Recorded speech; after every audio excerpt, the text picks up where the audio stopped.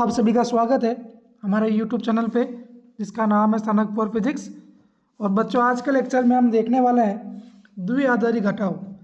पिछले लेक्चर में हमने बात करी थी कि कैसे दो दशमलव संख्या को घटाया जाता है, और वहाँ मैंने आपको बताया था कि यदि आप छोटे अंक में से बड़े अंकों को घटाएंगे तो आपको पिछले वाले अंक से आधार के बराबर का बोरो लेना पड़ेगा, यानी उधार लेना पड़ेगा। दशमलव संख्या में जब ऐसी परिस्थिति बनती है तो हम 10 उधार लेते हैं, और द्विआधारी संख्याओं के घटाव में जब ऐसी परिस्थिति बनेगी, यानी आप जब छोटे अंक में से बड़े अंक को माइनस करेंगे तो आपको 2 उधार लेना पड़ेगा पिछले वाले अंक से।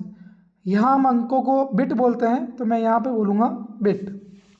तो आपको ये जो सारणी है इसमें बहुत इंपॉर्टेंट चीज़ लिखी हुई है, ये सारणी आपको याद होनी चाहिए। इसमें बताया है कि यदि द्विआधारी अंकों को आप घटाते हैं तो आपके पास केवल 4 परिस्थितियां बनती है, और वो परिस्थितियां है कि 0 माइनस 0। इस केस में जो आपका आंसर आएगा वो आएगा 0। बोरो जहाँ 0 है एक बार उसे छोड़ दें। 1 माइनस 0 आंसर आएगा 1, बोरो 0 रहेगा, यानी कुछ नहीं लिया आपने पिछले वाले बिट से। 1 माइनस 1 यहाँ पे आपका जो घटाव है वो आंसर आएगा 0, बट 0 माइनस 1 देखिए यहाँ हमने छोटे में से बड़े को घटाया है। 0 छोटा है, 1 बड़ा है, ठीक है। तो 0 माइनस 1 जब करेंगे तब आपका आंसर आएगा 1, लेकिन आप बोरो भी लेंगे 1, ठीक है। तो अभी मैं आपको सिंपल तरीका बताता हूँ कि कैसे घटाया जाता है बोरो लेकर द्विआधारी संख्याओं को। तो यहाँ मैं एग्जाम्पल लूँगा, और उस एग्जाम्पल में मैं घटाऊँगा 2 संख्याओं को। यहाँ पर जो एक संख्या है वो है a, और दूसरी संख्या जो है वो है b। तो यहाँ पर पहली संख्या है a, और a का मान है 1 1 1 1 0, 1 1 1 1 0, और b जो है b का मान है 1 1 0 0 1, यानी 1 1 0 0 1। अब बच्चों यहाँ पर हम a माइनस b निकालना चाहते हैं, यानी a में से b को घटाना चाहते हैं। तो कैसे घटाएंगे आइए समझते हैं। बड़ा सिंपल है। तो सबसे पहले हम जो है यहाँ पर a संख्या को लिखेंगे जो कि है 1 1 1 1 0, 1 1 1 1 0। अब b को लिखेंगे जो कि है 1 1 0 0 1, 1 1 0 0 1।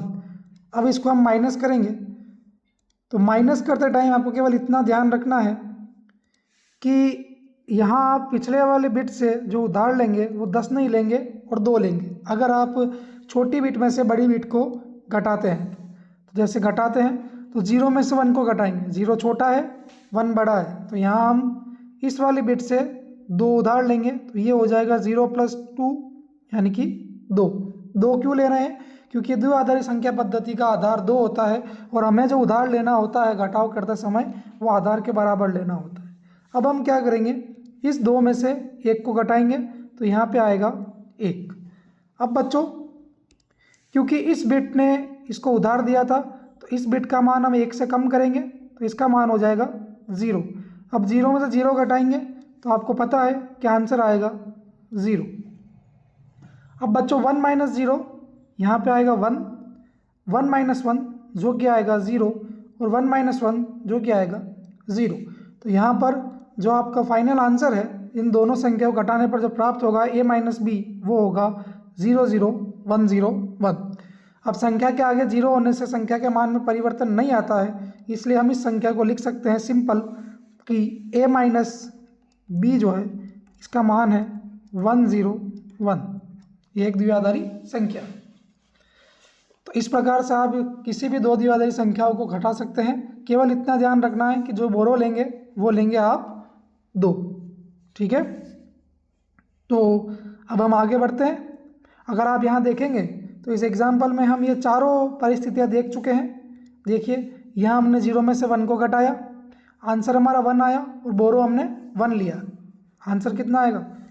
0 में से जब 1 को घटाएंगे तो आंसर आएगा 1, और बोरो लेंगे 1।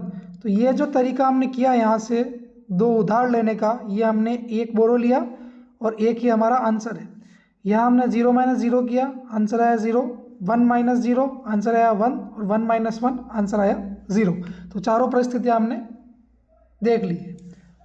अब हम आगे एक और एग्जाम्पल लेते हैं और इस एग्जाम्पल में पहली द्विआधारी संख्या है 101,000 और दूसरी जो द्विआधारी संख्या है वो है 11001 और हम यहाँ पता करना चाहते हैं कि a माइनस बी का मान कितना आता है। तो आइए देखते हैं कि a माइनस बी का मान कितना आता है। तो सबसे पहले हम a को लिखेंगे जो कि है 10101000।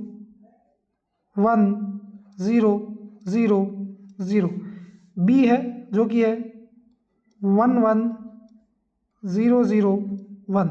बच्चों संख्या को ऐसे ही लिखना है, आप इस संख्या को ऐसे मत लिख देना 11001, क्योंकि ऐसी परिस्थिति में आपको पीछे जीरो लगाने है और पीछे जीरो लगाने से संख्या का मान परिवर्तित हो जाता है। तो संख्या को हमेशा लिखना कैसे है कि जो दाई ओर वाला बिट है उसको पहले लिखेंगे 11001, तो यहाँ लिखेंगे 10011। अब हम माइनस करेंगे तो देखते हैं माइनस करने पर क्या आता है।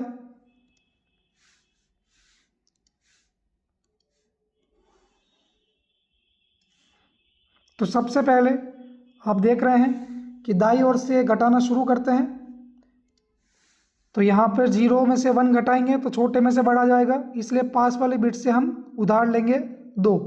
तो ये हमने उधार ले लिया और अब हम 2 में से 1 घटाएंगे तो यहाँ पे हमारा आंसर आएगा 1। अब बच्चों क्योंकि इस बिट ने इस वाले बिट को उधार दिया था इसलिए इसको 1 से कम करना पड़ेगा, लेकिन आप देख रहे हैं कि 1 से कम करेंगे तो -1 में चली जाएगी। तो पहले अब क्या होगा, पहले ये जो बिट है ये वाली बिट, ये बिट इस वाली बिट से 2 उधार लेगी। तो इसने 2 उधार लिया और अब इसमें से 1 कम करेंगे, ठीक है। तो यहाँ पे ये 1 माइनस 0 1 आएगा। अब बच्चों आगे देख रहे हैं कि इस वाली बिट ने इसको उधार दिया था तो इसको 1 से कम करना पड़ेगा, लेकिन फिर वही बात हो गई, 1 से कम करेंगे तो ये -1 हो जाएगा जो कि द्विआधारी संख्या में नहीं कर सकते। तो ये जो बिट है ये अपनी पिछली वाली बिट से 1-2 उधार लेगी, ठीक है, और फिर इसमें से 1 कम किया जाएगा। तो यहाँ बनेगा 1 माइनस 0 यानी 1। अब बच्चों क्योंकि इस बिट ने इसको उधार दिया था तो इसको 1 से कम करना पड़ेगा, तो यहाँ बनेगा 0। अब अगर इस 0 में से 1 को घटाते हैं तो फिर वही परिस्थिति बन गई कि छोटे वाले बिट में से बड़े वाले को घटा रहे हैं, इसलिए अब ये वाली बिट इसको 2 उधार देगी। तो यहाँ से हमने इसको उधार दिया, ये बन गया 2 और 2 माइनस 1, अब बच्चों यहाँ बनेगा 1। अब बच्चों फिर से इसको 1 से कम करना है, परंतु यहाँ पर फिर 0 में से 1 जा रहा है, छोटे में से बड़ा घट रहा है, इसलिए पहले ये वाली बिट जो है इस वाली बिट को 2 उधार देगी, तो ये बनेगा 2 और फिर इस 2 में से हम 1 घटाएंगे तो 1 माइनस 1 अब बनेगा यहाँ 0। अब बच्चों इस वाली बिट ने इसको उधार दिया था तो इसको 1 से कम करना पड़ेगा, तो 0 बन गया। अब यहाँ आगे कुछ नहीं है तो आप यहाँ आगे 0 मान सकते हैं, क्योंकि आगे 0 लगाने संख्या में कोई परिवर्तन नहीं होता। तो 0 माइनस 0 ये बनेगा 0। तो बच्चों इस तरीके से इस घटाव को करना है और इसको आप आसानी से वेरीफाई भी कर सकते हैं अगर आप वेरीफाई करना चाहें। वेरीफाई करने के लिए आपको a, b और a माइनस बी को दशमलव में परिवर्तित करना पड़ेगा और फिर ये देखना पड़ेगा कि a माइनस बी का दशमलव का जो उत्तर है और द्विआधारी का जो उत्तर है वो सेम आ रहा है या नहीं आ रहा है। तो यहाँ पे a माइनस बी जो है हमारा वो आ रहा है 1111। आगे 0 है, आगे 0 लगाने से संख्या के मान में परिवर्तन नहीं आता, इसलिए मैं आगे वाले 0 को हटा दिया, ठीक है।